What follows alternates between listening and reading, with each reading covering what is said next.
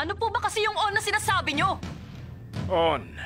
Isang uri ng kapangyarihang iba sa Nen. Purong negatibong emosyon ang pinanggagalingan nito. Pero ang alam ko, dapat matagal lang nailibing sa kadiliman nito.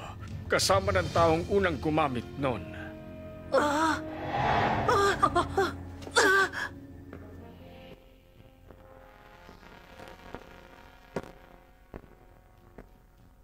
Sa wakas, nagpakita ka na rin.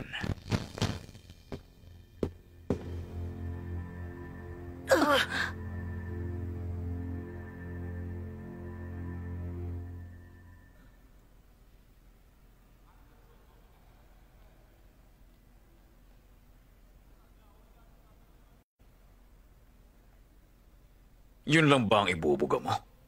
Wala, mahina ka lang pala. Pero, nakatama ka. Kahit papano, naaliw naman ako sa'yo. Kayong lahat, masdan niyong mabuti.